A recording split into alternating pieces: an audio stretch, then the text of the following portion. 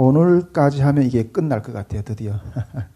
예, 주님을 감사합니다. 우리가 지금 계시 이해를 보고 있는데 이렇게 계시 외적 원리를 봤고 내적 원리를 쭉 이렇게 내적 원리의 어떤 그 속성에 대해서 보았고 그다음에 또 이렇게 내적 원리 안에는 이렇게 신앙이라는 문제에 대해서도 이렇게 보았어요. 내적 원리 안에 신앙, 예, 그 신앙에 있어서 또 신앙의 개념 격안들도 이렇게 쭉 보았고 그리고 신앙의 대상, 신앙의 확신, 그다음에 신앙의 차이, 이런 뭐 개신교와 캐톨릭 차이 그런 것들 봤고 또 신앙의 증거가 뭔가 확신 안에는 그 증거가 있다 이렇게 말했어요. 그 증거 신앙의 확신 안에는 그 확신할 수 있는 증거가 있다고 그랬는데 그 증거로서의 말씀, 첫째 말씀이다 이걸 보았고 그다음에 증거로서의 성령의 증거에 대해서 지난 시간까지 우리가 보았습니다. 네, 성령의 증거와 성령의 증거에서 이 성령의 증거는 일단 말씀을 확신시키시는 성령이라는 거죠. 그 다음에 성령의 증거 외에 사람의 증거는 부적합하다. 이런 내용을 보았고 또 성령의 증거와 증인 이런 내용까지 봤습니다. 오늘은 이 성령의 증거 안에서 신비적 연합의 주의점에 대해서 좀 보고 밑에서부터 쭉 이어서 같이 내용들을 보도록 하겠습니다. 이 성령의 증거를 할 때 우리가 이게 신비적인 연합이 일어나거든요. 우리 속에. 근데 그 부분에서 주의점을 어떤 것이 있는가 이 부분을 좀 이렇게 들여다보도록 하겠습니다. 우리가 처음에 그 기독교 영성사를 배울 때도 이 신비적인 연합의 면에 대해서 나누었습니다. 특별히 이 신비적인 연합의 영성이 많이 일어났던 것은 이게 중세 수도원 영성. 여기에서 이게 그 신비적인 연합에서 두 가지라고 볼 수 있었는데 흡수 연합하고 또 이게 관계 연합 뭐 이런 내용들을 우리가 그 기독교 영성사를 놓을 때 배웠어요. 근데 여기서 이렇게 흡수 연합이라고 했을 때는 사람의 성품이 하나님의 성품으로 만들므로 말미암아서 하나님을께로 올라가는 어떤 그런 형태의 연합을 흡수 연합이라고 이렇게 했어요. 그러나 우리는 관계 연합을 이거는 그 신비주의적인 어떤 그런 요소이기 때문에 그러나 우리는 하나님과의 관계 연합의 차원에서 그 연합을 이야기한다고 그랬어요. 이 관계 연합이라고 했을 때는 우리가 그 해가 빛을 비추잖아요. 해가 비치는 빛을 받아서 달이 반사하잖아요. 그 빛을 받아서.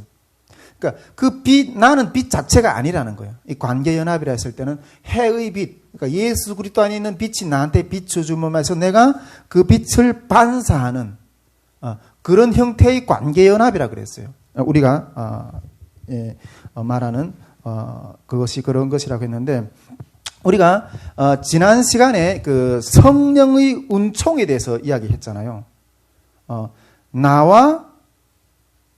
나와 성경과 성령의 관계. 우리가 지난 시간에 말했잖아요.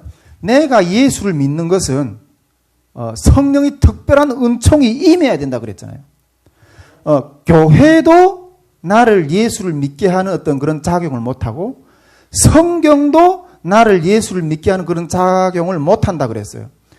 정말 오직 성령만이 나한테 성령의 은총이 임해야지만 내 안에 거듭나는 역사를 하나님이 불러일으킨다 그랬어요. 그 성령이 거듭나는 역사를 불러일으킨 후에 교회도 그렇고 성경도 그렇고 나를 믿음의 분량 안에서 하나님의 정체를 하나님의 그 섭리를 하나님의 성품을 더 깊이 알아가는 뒤따라오는 수단이라 그랬어요.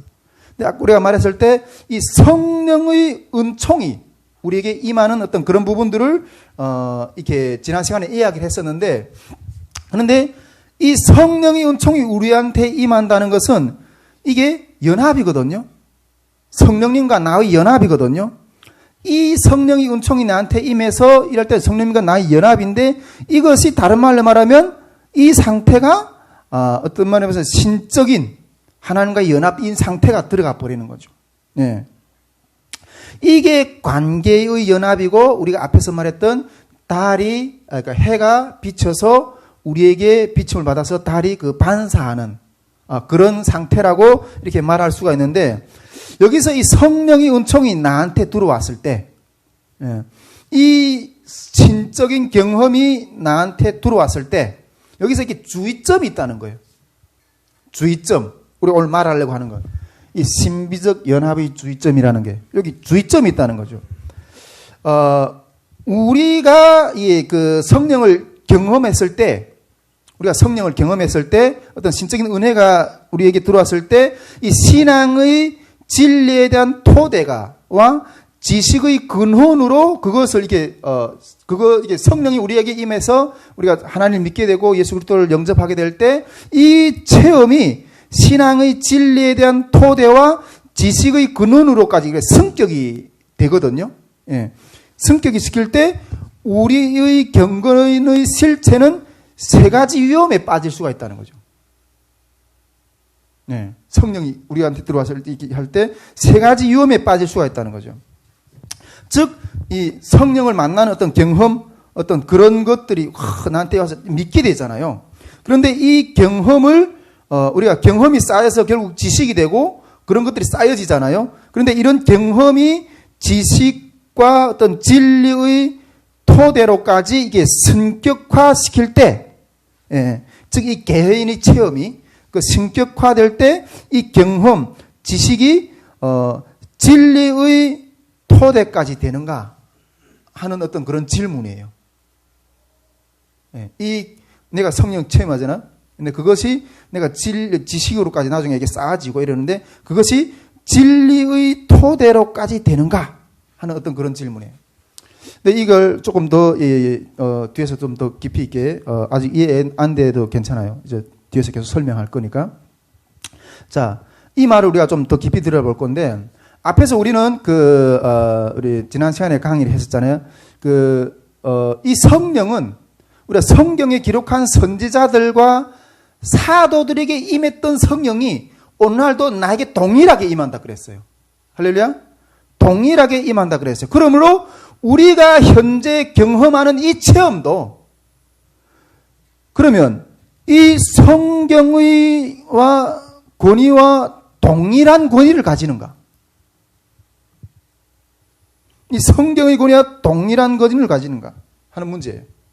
성경 사도들이 어떤 그런 체험한 성령, 선지자들이 경험한 성령과 동일하다 그랬잖아요. 근데 그 사람들이 동일하게 경험했던 것들은 이 말에 기록하고 그러면 그 동일한 성령이 나한테도 임해서 지금 경험이 그렇다면 나한테도 오늘날 경험한 어떤 그런 토대가 이 성경의 선지자들과 사도들에게 임했던 성경과 이게 성령의 어떤 역사를 통해서 기록했잖아요. 이것과 동일한가 하는 거죠.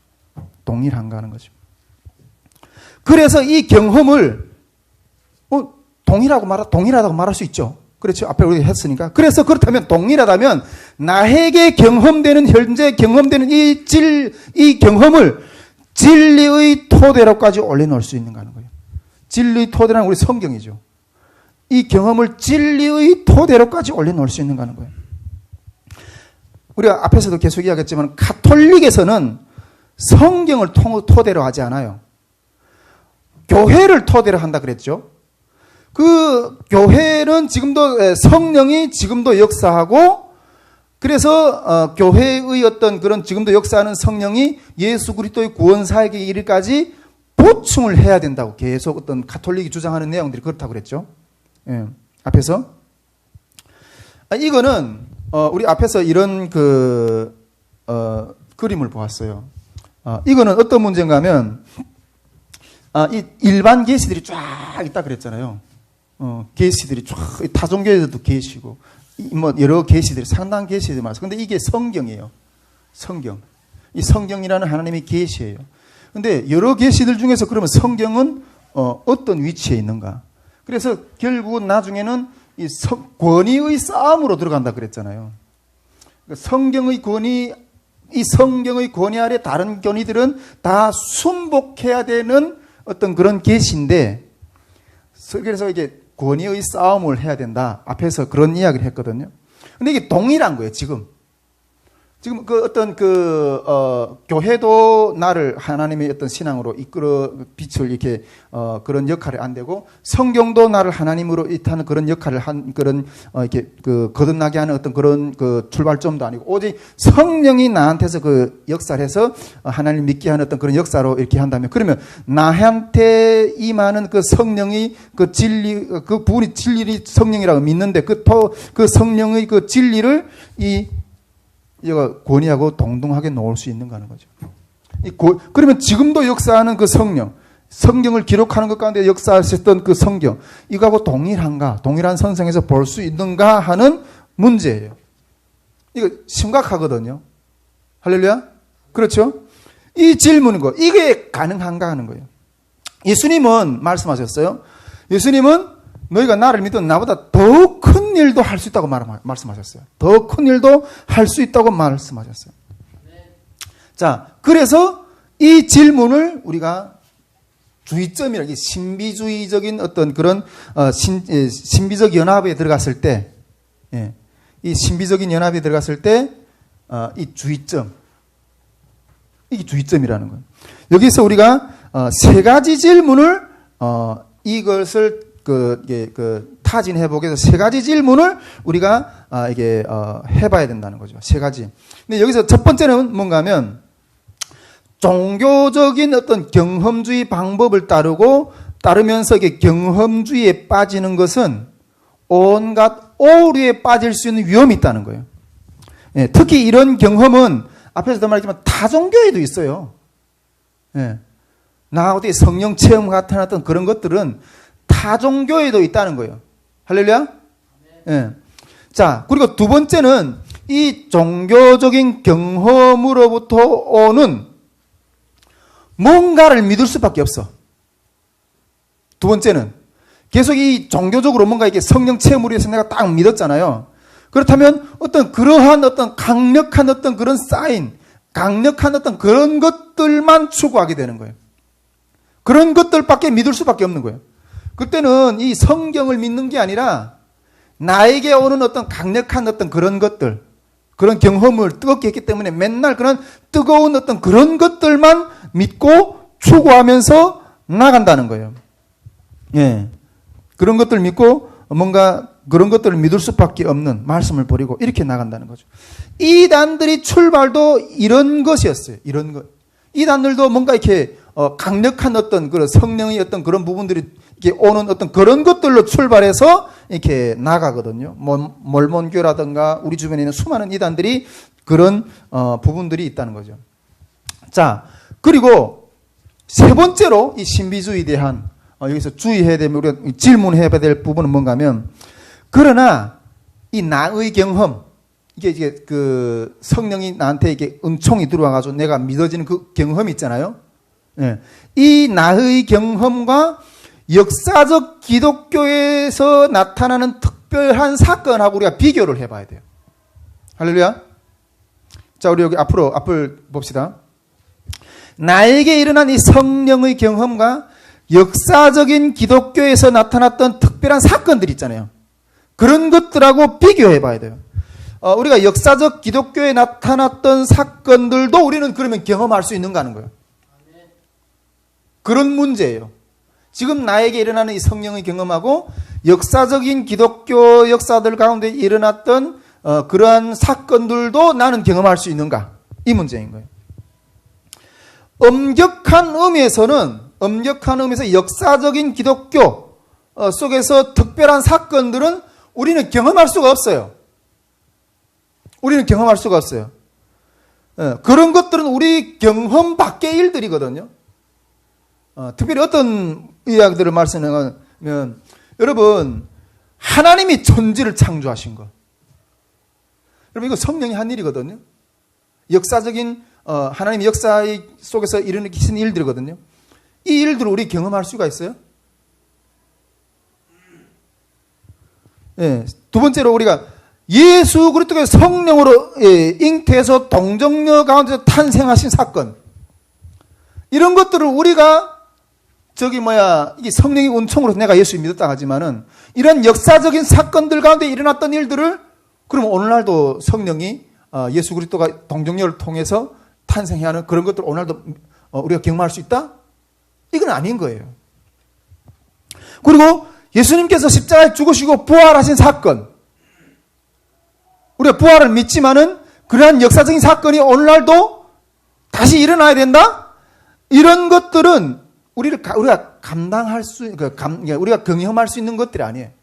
우리가 물론 성령의 그 은총에 대한 어떤 그런 경험을 하지만은 이 역사적인 기독교가 경험했던 하나님께서 구원의 역사를 일으키기 위해서 역사 가운데 특별하게 세우셨던 그런 일들은 우리가 경험할 수가 없다는 거예요. 이런 경험은 역사적인 속경 가운데 일어났던 그런 경험은 우리 개인의 사람에게 부과한 짐을 감당할 수가 없어요. 우리 개인이 그러한 역사적인 사건 가운데 일어났던 하나님이 특별하게 외적으로 세우셨던 그런 성령의 사건을 경험하고 우리는 그러한 것들을 감당할 수 있는 존재가 아니라는 거예요. 그럼 무슨 소리를 하시는지 이해되시죠? 예. 즉, 종교적인 경험의 위험에도 불구하고 계속 우리가 위험에도 불구하고 역사적인 기독교 의미를 빼앗아갈 수 있는 위험이 있다는 거예요.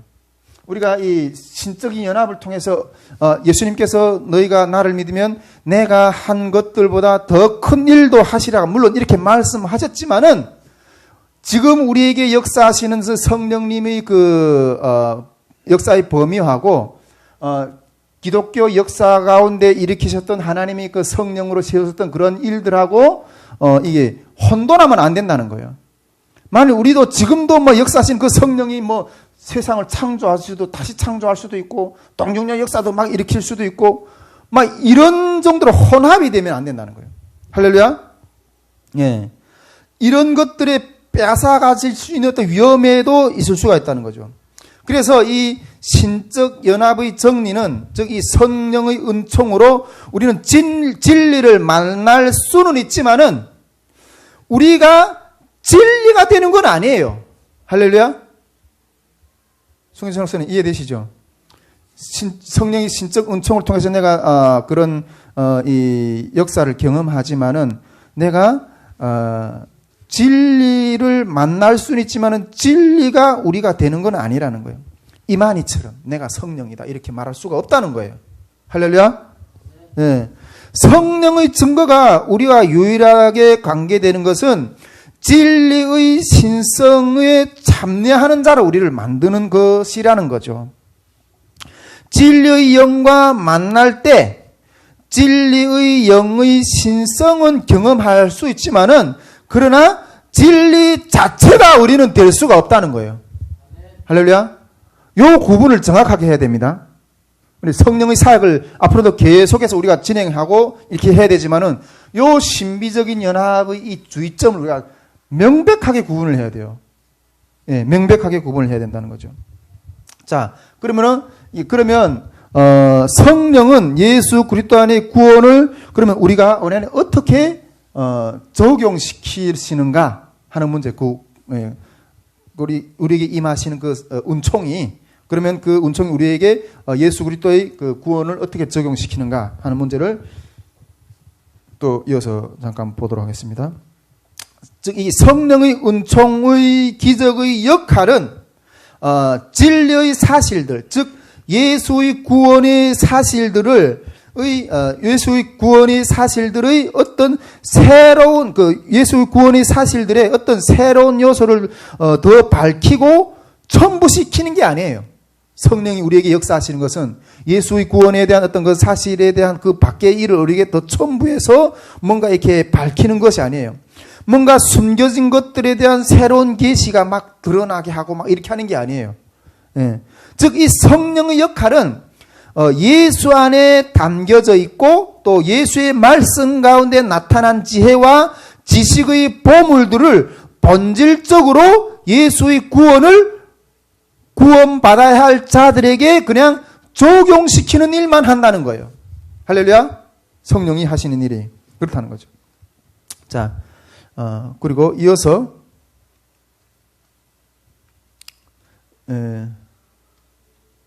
자, 그러면 우리가 네 번째로 구원의 적용. 이제 구원을 이렇게 성령이 이렇게 우리에게 나타나셔서 그 예수 그리스도 안에 있는 구원의 역사를 우리에게 적용시킨다 그랬잖아요.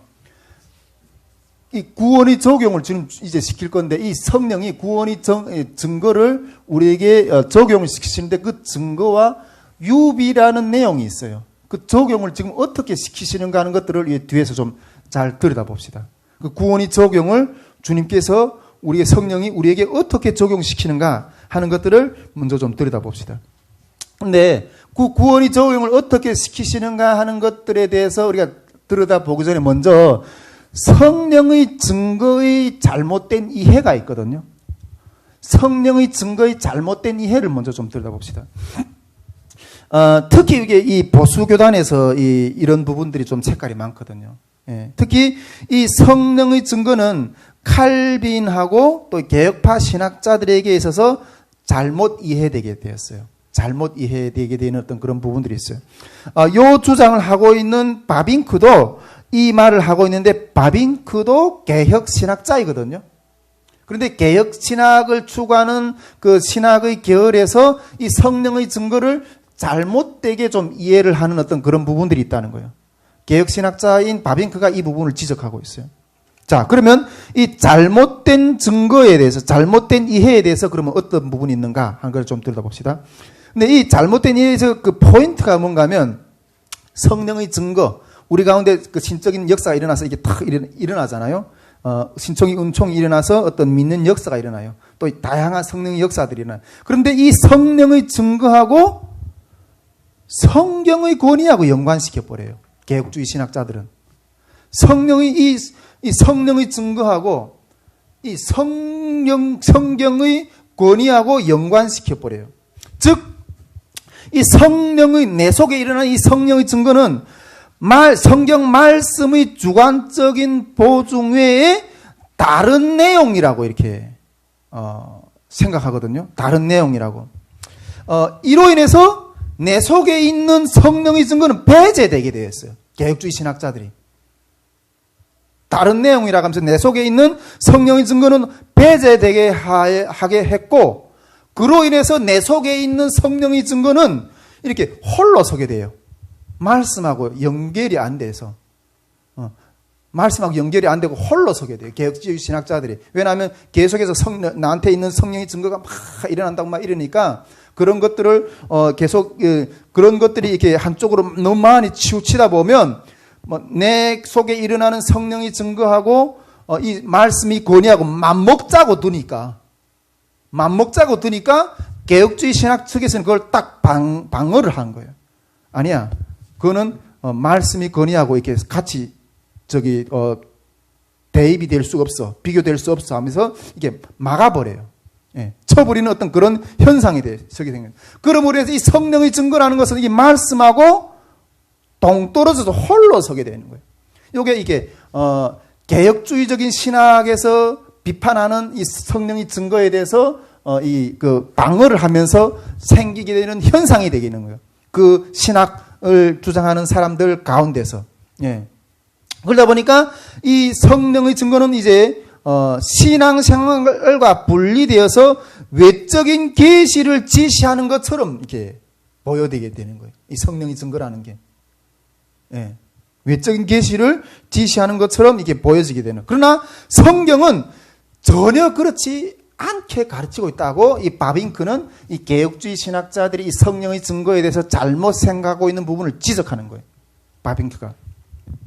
자, 그러면 성령이 해야 되는 일을 우리가 그렇다면 다시 좀 들여다봅시다. 성령이 해야 되는 일을 우리가 좀 다시 들여다봅시다. 앞에서 이 홀로 서야 하는 것이 아니라 성경과 연관시켜서 성령이 그러면 어떻게 구원을 우리들에게 적용시키는가 하는 일들을 좀 들여다보자는 거예요. 예. 그러면 이게 먼저 이게 성령이 해야 되는 일을 우리가 들여다봐야 되는데, 성령은 앞에서는 우리가 하나님과 관계없는 자들, 이제는 그런 자들을 관계 있는 자들로 만들어야 되는 과제가 있잖아요. 성령 앞에는. 그렇죠? 예, 관계가 있는 과제를 만들어야 되는 그런 과제가 있는데, 즉 이 사람의 의식을 새롭게 해내야 될 과제를, 즉 사람을 거듭나게 해야 될 어떤 그런 과제를 성령이 지금 안고 있는 거예요. 우리가 그 니고데모도 보세요. 니고데모도 예수님 앞에 예수님이 그렇게 수많은 기적들을 행하는데 그것이 믿어지지 않아 가지고 밤에 찾아와서 내가 당신이 이스라엘 선생인 걸 아는데 하나님이 만일 당신과 함께 하지 않으면 이런 일들을 행하는 것이 불가능하다고 생각한다. 그러니까 예수님이 뭐라 그래요? 너희는 이스라엘의 선생이면서도 그걸 모르느냐. 이렇게 말해요. 즉, 이 다시 태어남에 대해서, 중생에 대해서 이야기를 해요. 그 니고데모라는 하나님의 나라를 이해를 못하는 그 영혼을 다시 태어나게 해야 될 어떤 그런 과제가 성령 앞에 있다는 거예요. 성령 앞에 있다는 거예요. 저도 중국에서, 이게 북경에서 죽음을 경험했잖아요. 그래가지고 죽음을 경험하고 난 이후에 진리를 찾았어요. 그냥 다시 호흡이 돌아와서 그냥 또 이어지는 게 아니라 내가 살아가자고 하니까 또 다시 죽음 앞에 서야 될 건데, 그러면 내가 죽기 전에 내가 그렇다면 왜 살아야 되는가 하는 어떤 그런 산다는 것이 무엇인가 하는 것들을 알기 위해서 교회 문도 두드려보고 천주교 문도 두드려보고 불교 문도 두드려보고 그랬다는 거죠. 그리고 선교사님들이 어떤 지하신학교에 가서 3년 반 동안 몸부림치면서 성경을 읽고 기도하고 말씀을 외우고 이러면서 그 진리를 만나기 위해서 몸부림을 쳤다는 거죠.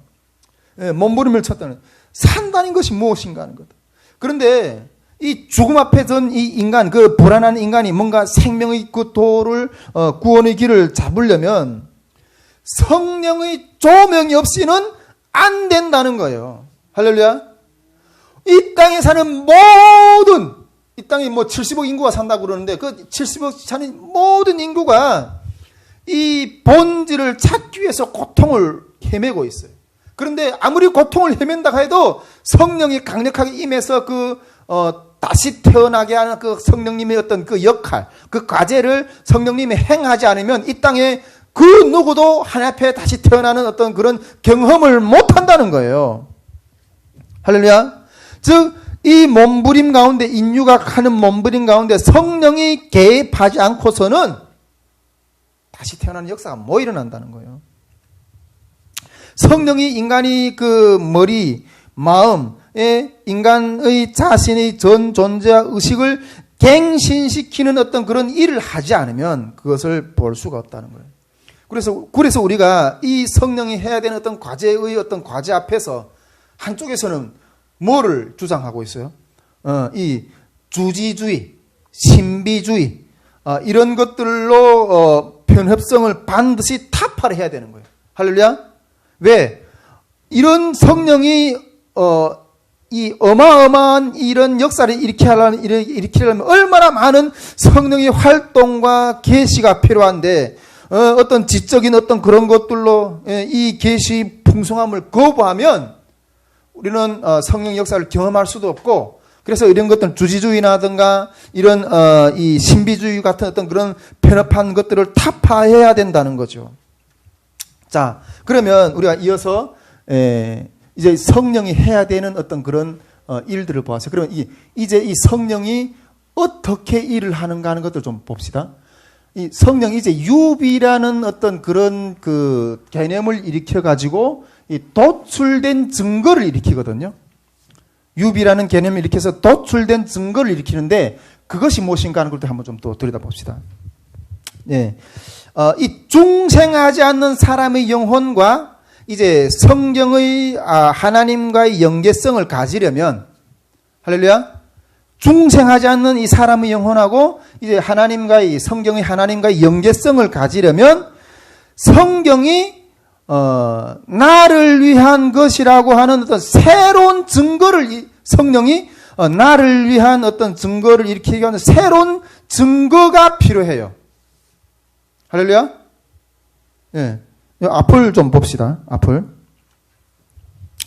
예. 여러분, 이 말이 이해됩니까? 그 중생하지 않은 영혼과 이 성경의 하나님과 연계성을 가지려면, 이 중생하지 않은 영혼이, 내가 아직 좀 믿지 않은 상태라 봅시다. 이 믿지 아니하는 상태의 나하고 이 성경의 하나님하고 이 연계성을 이어지려면 이 성경이 너를 위한 것이다 하는 어떤 새로운 증거가 나타나야 돼요. 새로운 증거가 나타나야 된다니까. 제가 믿을 때의 어떤 그런 사례를 한번 좀 이렇게 말씀드리면, 제가 중국에서 예수를 믿으면서 통독반에서 지하신학교에서 예수를 믿으면서 제일 먼저 내 심령에 꽂혔던 말, 그리고 제일 먼저 거부감으로 다가왔던 말이 무엇이었는가 하면, 예수가 십자가에 못 박힌 것이 나와 무슨 상관이 있냐. 왜 그 사람이 자기 어떤 일을 하다가 뭔가 어떤 잘못을 해서 뭔가 어떤 일 때문에 십자가에 죽었겠지. 왜 그 사람이 나 때문에 죽었다고 강요하느냐. 이렇게 계속 그것이 제일 거부감으로 들어왔어요. 즉 이게 믿지 않는 자와 중생하지 못한 영혼과 이 성경이 하나님이 나와 연관이 되는 어떤 그런 것들을 연결시키려면 성령이 또 다른 어떤 새로운 증거를 일으켜야 되는데, 내가 말했던 그 말이 똑같은 그 말이라는 거예요. 나도 믿기 전에는 예수님이 십자가에 못 박혀 죽은 것이 나와 무슨 상관이 있느냐? 이게 똑같은 질문이에요. 그렇기 때문에 이것이 나와 상관이 있는 일이라는 것들을 증명하려면 이 성경이 나와 상관이 있는 것이라는 것을 증명하기 위해서 새로운 다른 일을 일으켜야 된다는 거예요. 무슨 말인지 알겠죠? 새로운 다른 일을 일으켜야 되는, 즉 상관이 있다고 하는 어떤 새로운 증거를 나한테 나타내야 된다는 거예요. 나타내야 되는 거예요. 자, 이걸 다른 말로 좀 이렇게 논리적으로 조금 한번 더 설명해 보면, 사건 1이 있어요. 사건 1은 성경이거든요. 이 사건 1이 너희 것이라는 것을 증명하려는 이 사건 1을 닮은 나의 상황에 적용된 사건 2가 필요해요. 사건 2가 필요하다니까. 이 사건이 예수님이 죽었어. 근데 나는 이거 잘 모르겠어. 그런데 이것이 나의 것이라고 이렇게 하자면 성령께서 요것을 닮은 사건 2를 나한테서 일으켜야 된다니까. 사건 2를 나한테서 일으켜야 된다니까요. 이 사건 2가 유비예요. 유비. 즉 이 유비를 도출된 증거라 그러거든요. 도출된 증거. 예, 도출된 증거라 그러거든요. 자, 그러면 이 유비라는 것이 무엇인가를 좀 더 하나하나 좀 들여다봅시다. 유비라는 것은 이 도출된 증거라고 이야기를 말할 수 있는데, 이 유비라는 말을 사전적인 의미로 보면 이게 빗대어 비교한다는 어떤 그런 의미도 있어요. 빗대어 비교한다. 예, 빗대어 비교한다. 어떤 그런 의미를 말할 수 있는데, 여기서 유비라는 것을 유비라는 말하고 또 비유라는 말도 비슷하게 맞을 수가 있어요. 유비와 비유. 비유, 우리가 어떤 이야기를 할 때 비유에서 말한다 그러잖아요. 비유. 유비와 비유라는 말도 이렇게 비슷하고 말 수 있는데, 그러니까 우리 비유라고 했을 때는 우리가 어떤 현상이나 사물을 직접 설명하는 것이 아니라, 비유라는 것은 어떤 현상이나 사물을 직접 설명하는 것이 아니라 다른 비슷한 현상을 빗대어 말하는 것을 비유라 그러죠. 우리가. 예. 우리가 여기서 좀 더 깊이 있게 여기 직접적으로 다가 안 올 수도 있는데, 다른 신뢰를 하나 들어서, 그렇다면 여기 적용이라는 개념을 한번 우리가 좀 들여다봅시다. 예, 적용이라는 개념. 우리가 이게 구원이 적용이라 그랬잖아요. 예, 구원이 적용이라 그랬잖아요. 이 적용이라는 개념을 우리가 한번, 여기서 좀 들여다봅시다. 유비라는 어떤 그런 이미지를 좀 더 살리기 위해서, 그러면 이 적용이라는 개념을 가지고 이 유비라는 생각을 한번 좀 더 확장시켜 봅시다. 우리가 먼저 이게 설교를 신뢰로 한번 들어봅시다. 제가 지금 설교를 하고 있잖아요. 설교를 한번 신뢰를 들어봅시다. 우리가 말씀을 깊이 연구해 놓고, 우리가 설교라는 것은 하나님 말씀을 깊이 연구해서 이렇게 전하는 거잖아요. 예, 설교라는 그렇잖아요. 이 말씀을 깊이 연구해 놓고 그것으로 끝나면 아무 의미도 없어요. 여러분, 이 말씀을 깊이 연구는 해놨어. 그렇게 연구하는 데까지만 이렇게 해놨어. 연구하는 데까지만 전달했어요. 그런데 여기까지만 하면 아무 의미도 없다는 거예요. 아무 의미도 없다는 거예요. 그러면 의미가 있으려면 뭐래요? 그것을 나에게 어떻게 적용하는가? 이것이 중요해요. 여러분, 말씀을 읽으면 뭐예요? 말씀을 읽어서 나한테 적용시켜야지. 할렐루야? 예. 나한테 적용시켜야지 이 말씀이 의미가 있는 거예요. 아무리 깊이 있게 잘 연구해놔도 그 연구 하나는 거기까지만 하면 설교는 절반밖에 안 되는 거예요. 그것을 그 말씀이 우리 삶에 어떻게 적용되었는가 하는 것들까지 나아가야지 완성이 된다는 거예요. 그런데 여러분 여기서 우리가 앞에서 말씀은 연구해놨어요. 설교라는 것 가운데 그 말씀이라는 어떤 연구 부분이 있어요. 그 다음에 그 말씀이라는 본문의 부분을 우리 삶의 적용이라는 부분에 대해서 적용시켜놨어요. 그런데 여기서 뒷부분이 적용이 있잖아요. 여러분, 이 뒷부분이 적용은 말씀인가요? 뒷부분이, 앞부분이 그 말씀을 연구해가지고 이 말씀의 의미를 뒤에다가 이렇게 적용시키는 부분들이 있잖아요. 근데 이 적용은 이 앞에의 말씀인가요? 이 적용은 이 앞에의 말씀인가요? 이 적용은 이 앞에의 말씀이 아니에요. 이 적용은 앞에의 말씀은 아니에요. 예. 그런데 이 적용이 이 앞의 말씀하고 상관이 없나요? 상관이 있죠. 그러므로 이 적용이라는 것은 이 앞에의 말씀을 담은 성전이에요. 할렐루야? 그렇죠? 적용이라는 것은 앞에의 이 적용이라서 말씀은 아니지만은 이 적용이라는 것은 이 앞에의 말씀은 아니지만은 이 말씀을 닮은 형상이에요. 그렇죠. 말씀이 어떤 본질을 끌어다가 내 삶 가운데서 그 말씀이 형상을 담아서 우리가 적용을 시켜낸 거예요. 이 적용이라는 것은. 즉, 이 적용이라는 것은 이 앞의 말씀은 아니지만은 이게 말씀의 형상이라는 거예요. 즉, 이게 유비라는 거예요. 유비. 비유. 이 말씀의 얼굴을 닮은 형상, 성전. 이것이 유비라는 거죠. 그래서 우리가 인간을 하나님의 형상이라 그러잖아요. 하나님의 말씀이지만은 그 하나님의 형상을 닮은 인간이라 그러잖아요. 예. 이런 유비의 개념이라는 것이 이런 것이라는 거죠. 우리 교의학에서는 즉 이 구원의 적용을 떠난 이 말씀이 있고 이 그 적용이 있잖아요. 이 교의학에서는 이 구원, 이게 말씀을 구원이라고 표현한다면 구원의 이 적용, 구원의 적용이잖아요. 이 교회학에서는 이 구원의 이쪽 적용을 떠난 앞에 거는 진리라고 말할 수 있어요.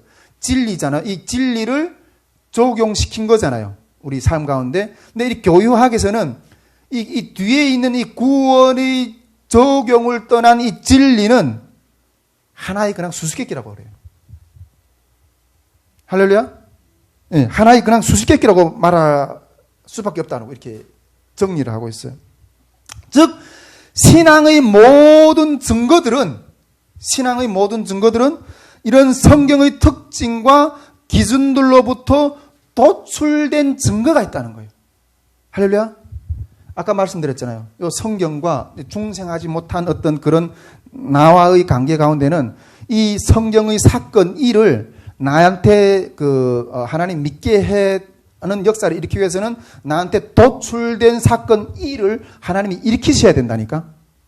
할렐루야. 요게 유비라는 거예요. 이것이 유비라는 거예요. 예.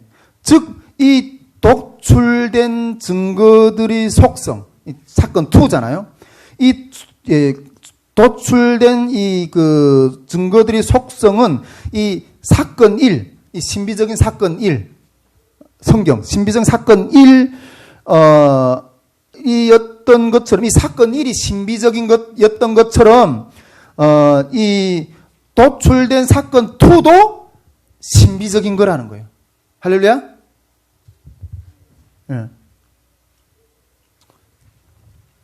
이 유비, 그러므로 해서 이런 유비를 통해서 신현, 의사 전달, 기적, 환상, 예언, 이런 것도 오늘날도 일어나는 형태의 맥락을 아시겠죠? 도출된 증거. 성경에 나타나는 기적, 모든 사건은 사건 1이고, 오늘날도 구원의 진리를 나한테 적용시키는 사건을 일으키시는데 그 사건 2, 이게 유비라는 거예요. 도출된 증거. 이것이 구원의 그 성령의 어떤 그 구원의 적용 역사를 통해서 계속 일어난다는 거죠. 할렐루야. 우리가 이 유비를 설명하는 구절들도 우리가 성경에 많이 볼 수가 있어요.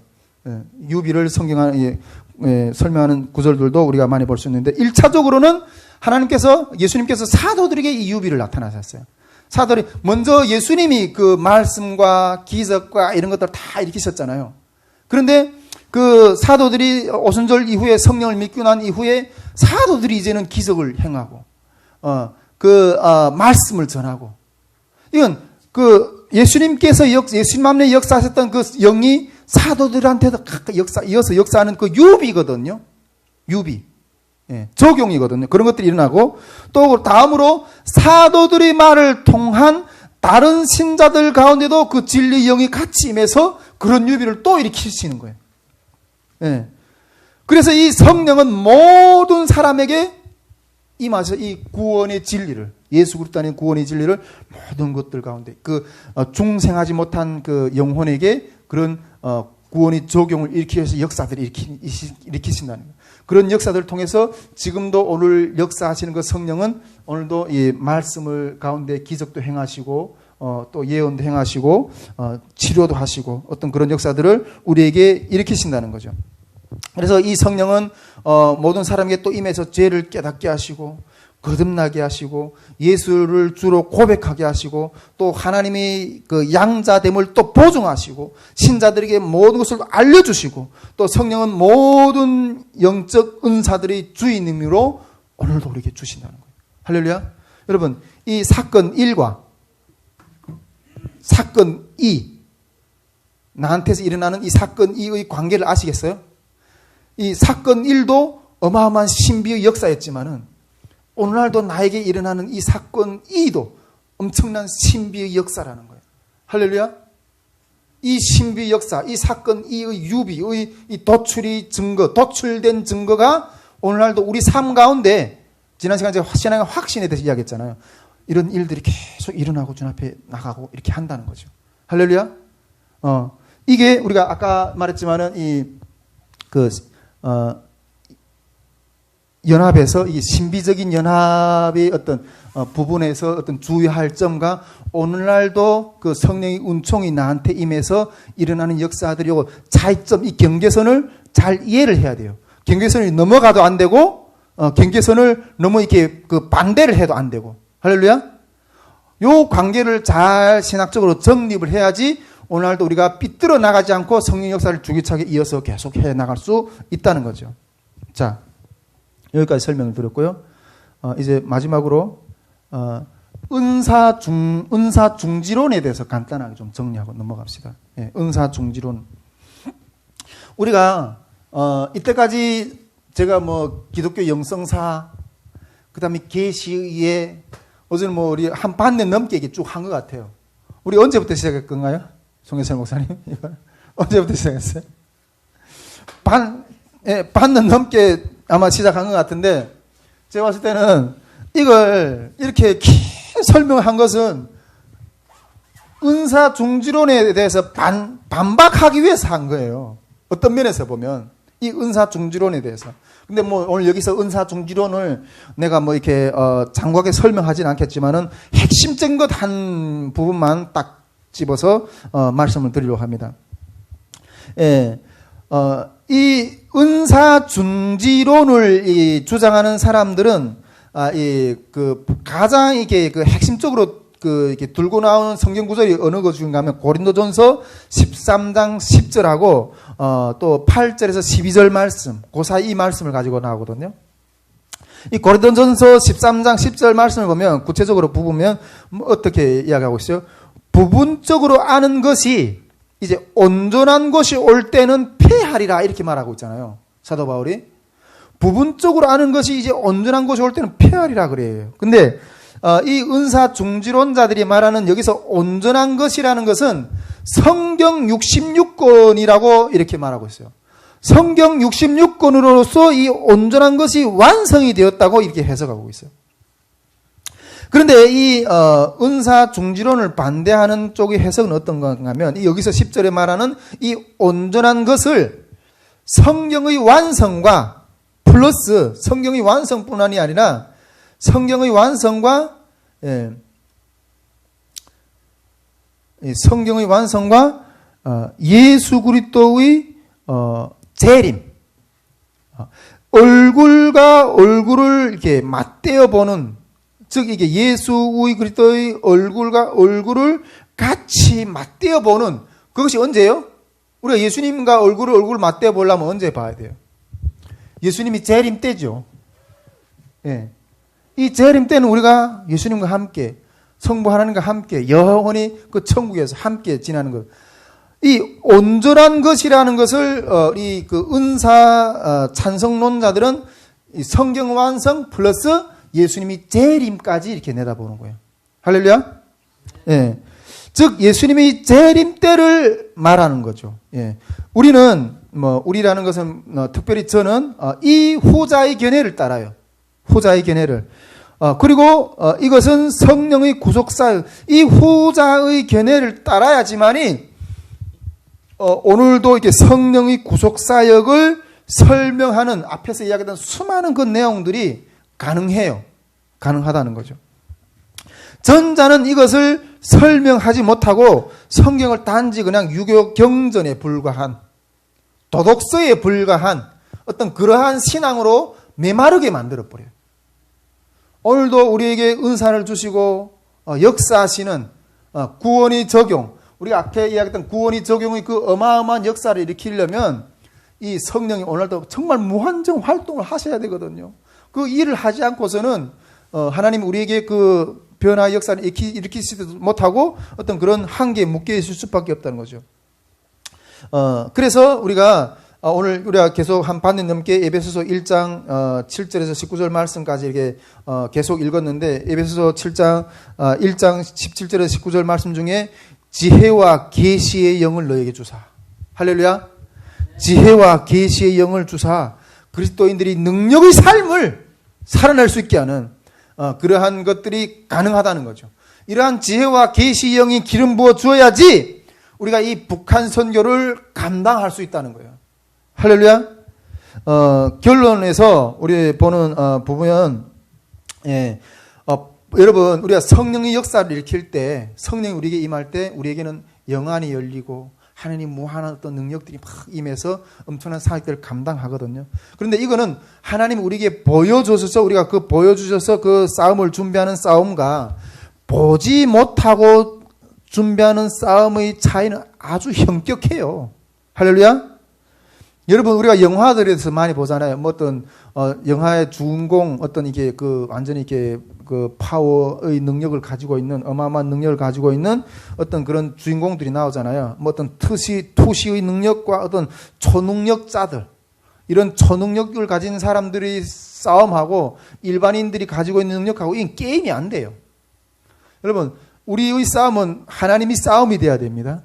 그런 성령의 싸움이 돼야 됩니다. 이런 성령의 싸움하고 개인이 가지고 있는 어떤 그런 싸움하고는 이 게임이 안 된다니까. 우리가 가장 승리하고 잘 싸울 수 있는 그 싸움의 비결을 우리가 취하는 것은 이 성령의 능력을 의지할 때만이 가능하다는 거죠. 여러분 이 영적인 세계의 눈이 있는 자가 싸움을 하는 거하고 이 영적인 세계의 눈이 없는 자가 하는 싸움의 상태는 차원이 달라요. 차원이 다르다는 거예요.